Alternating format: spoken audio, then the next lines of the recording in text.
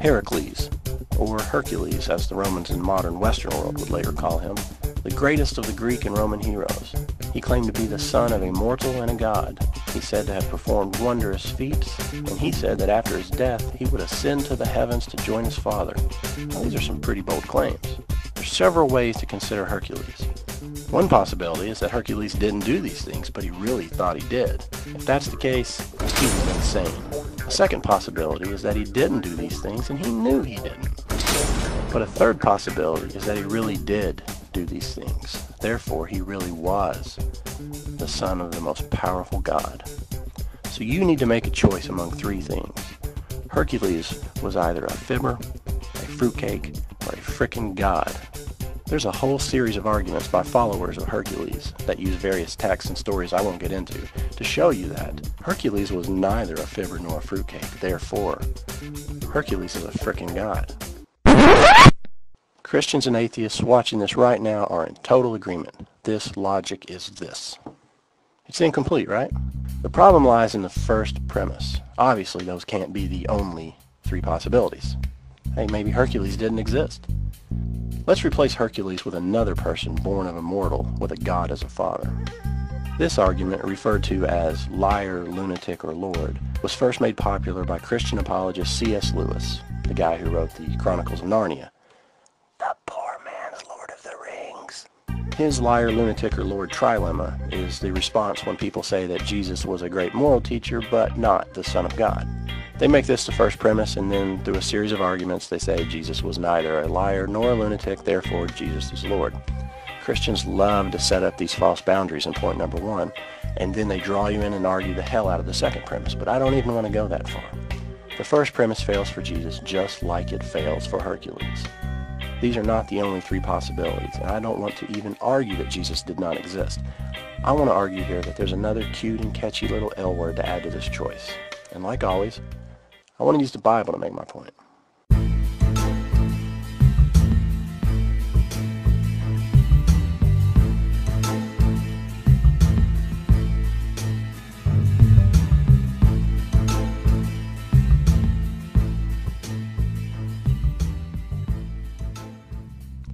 Hercules actually was worshipped at one time, and Christians worked really hard to discredit that. They didn't have YouTube, but they did have Preparatio Evangelica, a work attempting to prove the excellence of Christianity over pagan religions. They discredited Hercules by saying that Heracles worship came about because of a historical figure who attained cult status after he died. Evidently, there really was a guy named Heracles or something similar who ruled the city of Argos. He must have been a decent guy, and his followers just got a little out of hand, and they made him out to be more than he really was. That's called legend, and it starts with the letter L, so I'm going to plug it into the cute little Jesus equation. Now, what is a legend? It's a story that is set in reality, but contains exceptional events that serve to reaffirm commonly held values of a particular group. Now, let me be crystal clear. A legend is not always something just totally made up, but it can be based on a real person, and then the stories grow as time goes by. Some examples are Vlad Tepes, who became Vlad the Impaler and then Dracula. And then there's William Wallace, who became a Jew-hating drunk. You should just fucking smile and blow me! Seriously though, this evolution is exactly what happens with Jesus in the New Testament. Now, the New Testament is not a novel with a series of chapters written by the same person. It's a collection of different books written at different times by various authors living in different countries, maybe even different languages. Today, it generally consists of 27 of those books. The entire collection of the New Testament was written between 50 AD and 150 AD. Wait a minute, did you catch that? 50 AD. If Jesus was born in the years around the BC to AD switch, and he lived for about 30 years, first grade math tells us we have at least a 20-year gap from Jesus' death and the first books we have about him. 20 years. That's like us now only starting to write about Vanilla Ice. Go ninja, go ninja, go. Go ninja, go ninja, go. Go ninja, go ninja, go. Go, go, go, go. And the books of the New Testament are not all about Jesus and his time on earth. In fact, only a small handful even talk about his miracles. The timing of those become important later. We just can't read the New Testament books in order of their appearance in the Bible because they're out of order. We need to consider them chronologically from the dates they were written. We begin with a guy named Saul, and he was the one getting Christianity to grow. He's the reason there's Christianity today. On the road to Damascus, Saul had his divine epiphany, and he changed his name to Paul, and he started preaching. His letters to various churches in the region are the oldest books of the New Testament. These letters are intended to give instruction to the growing churches on Christian doctrine. It's also the first time we hear about Jesus. So what do you think should be included in these letters? Just 20 years away from the final epic years in the life of Jesus, wouldn't you think that these early writings would talk at least some about his miracles and his resurrection and his virgin mother? Word to your mother. They don't. Not once like you'd think. It's all very vague. Paul's first letters are 1st and 2nd Thessalonians in 52 and 53 AD. It's a pep talk about how to persevere through Roman rule and persecution. And then we go through Corinthians and Galatians and Philippians, and we get all these verses that you hear at weddings. Again, no stories about Jesus. So from 52 AD for approximately the next 20 years, we have these letters from Paul and others that were read out loud to churches. They cited Jesus' teachings, and he's referred to as the Son of God who died for us, but the specifics are slim. The closest we come to hearing about Jesus' miracles during this time come in verses like this one from the book of Acts, written around AD 64, which is 34 years after Jesus. See, it's all vague. Nothing like what is coming down the pipe. It's not until nearly 40 years after Jesus' death that we get the first gospel, Mark. Mark was written between 68 and 73 AD. Now the story of Jesus starts cranking up. Pump it up! The story starts with Jesus already in his upper 20s. He first turns water into wine, and from there the miracles start to rain down. But by comparison with the other Gospels, Mark is pretty reserved. While it does have a number of miracles, we don't have the all-important resurrection. In fact, Mark originally ended when the women left the empty tomb. We don't see Jesus coming back, and we don't see him ascending to heaven. It's just a cliffhanger ending. About 10 to 15 years after Mark, we get Matthew and Luke. These books were probably being written around the same time, but they weren't likely to have been aware of each other. They both were heavily inspired by Mark, and they copy a lot of stories from Mark, and another lost document simply referred to as Q. But here's the kicker. Matthew and Luke make the Jesus story even more supernatural than Mark did a decade earlier. Together, they add nearly 10 miracles that Mark didn't report. Matthew adds 3, and Luke adds 7.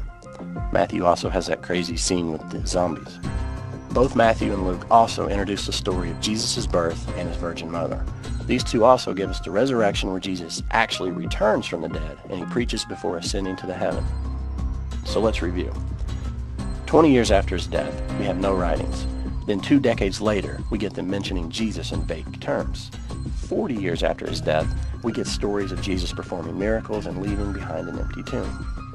55 years after his death, when there were probably next to 0 surviving adults from the time of Jesus, we have a much more supernatural story with new miracles, virgin births, and bodily resurrections.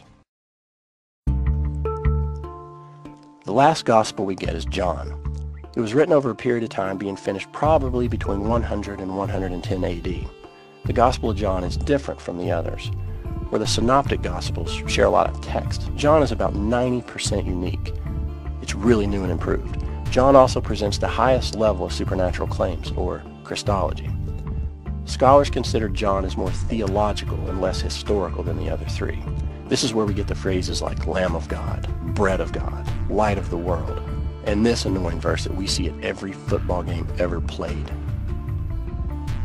So after upwards of 80 years, through an evolution that you can follow using the believer's own letters and books, we end up with this supernatural divine being who is the path and the gatekeeper to eternity. This is exactly how we'd expect legends to grow. They start simple, perhaps based on a real person. The person becomes lifted above all others and is made an example. Then it becomes like a big fish story, where the fish gets bigger with each telling. If enough decades go by, the story will have totally changed and the characters will no longer be recognizable. If you're still not convinced and you want to argue that there's not enough time for a legend to develop, let me part with a modern example.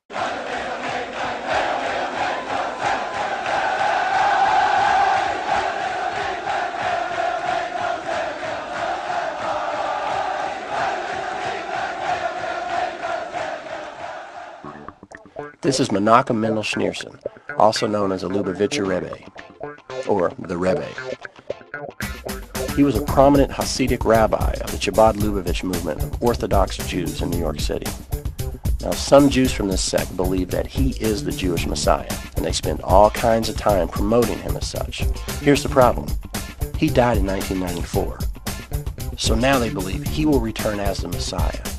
But others believe he's merely hidden, meaning he's here, but we just can't see him.